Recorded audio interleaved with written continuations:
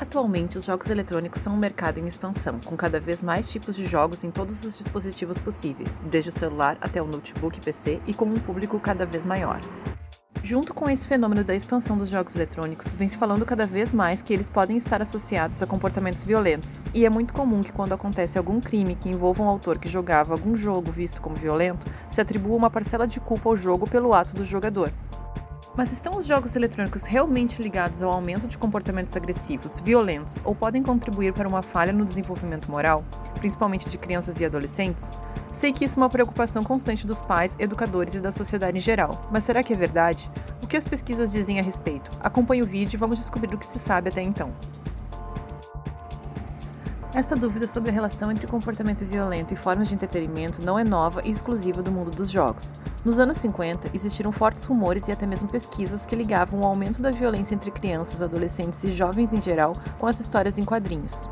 Isso seguiu igual com outras formas de entretenimento, como filmes violentos, desenhos animados, notícias da imprensa, entre outros, em uma constante busca de achar um culpado para comportamentos violentos.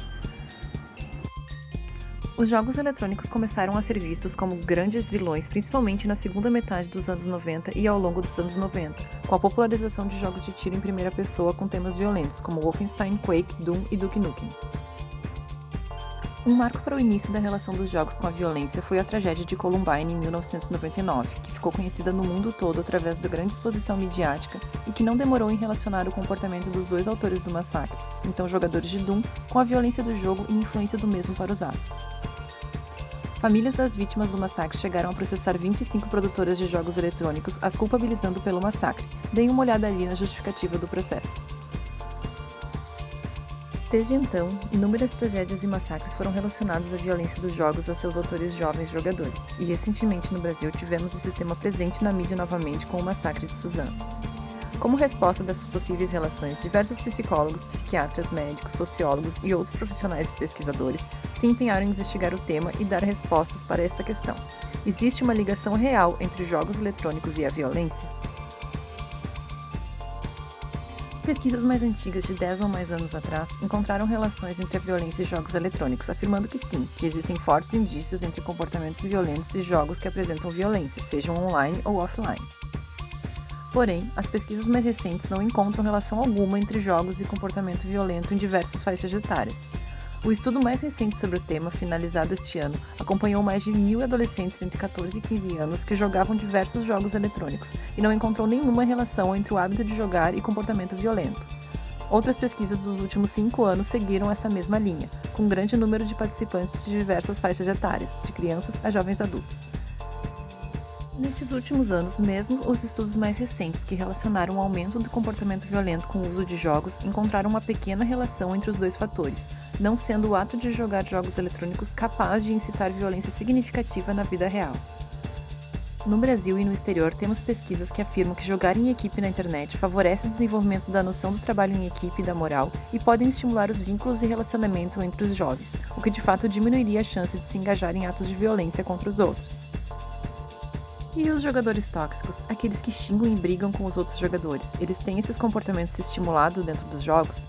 Estudos indicam que em jogos de equipe como LoL, CS e World of Warcraft, esses jogadores são desestimulados pelo próprio sistema do jogo, que beneficia o jogo justo em equipe.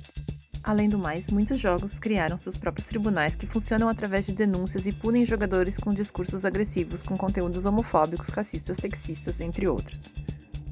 As empresas de games também conseguem acessar dados sobre os jogadores e com isso concluíram que jogadores tóxicos e egoístas tendem a perder mais do que ganhar em relação aos outros jogadores, enfatizando assim que os jogos, mesmo com conteúdos violentos, não estimulam nenhum tipo de comportamento violento dos jogadores além dos necessários no jogo e aos seus objetivos. Na verdade, o que se sabe também através de estudos é que o que realmente estimula os jogadores a permanecerem nos jogos é o desafio que eles proporcionam e não o conteúdo violento por si só. Por exemplo, os jogadores jogam para melhorarem seus objetivos e vencer, como melhorar sua mira e suas habilidades no CS ou Fortnite, e não simplesmente porque procuram a violência. Porém, alguns jogadores podem sim usar o espaço do game para extravasar sua raiva e violência, e a agressividade dos jogos está muito mais relacionada à questão da competitividade do que simplesmente ao conteúdo do jogo. Tá, e aí, qual a conclusão? A verdade é que ainda não se tem uma resposta unânime sobre o assunto, mas é importante ressaltar que nenhum fator isolado pode ser visto como causa do comportamento violento de alguém. Diversos fatores sociais, psicológicos, familiares e individuais estão por trás do ato violento. Culpar o jogo é querer dar uma resposta simples a um fato complexo. Importante ressaltar também que hoje em dia é fácil relacionar a maioria das pessoas a algum tipo de jogo eletrônico, seja no celular ou outras plataformas. Se formos pegar qualquer comportamento violento de qualquer pessoa, certamente encontraremos um jogo eletrônico na vida dessa pessoa. E aí, sempre será culpa do jogo?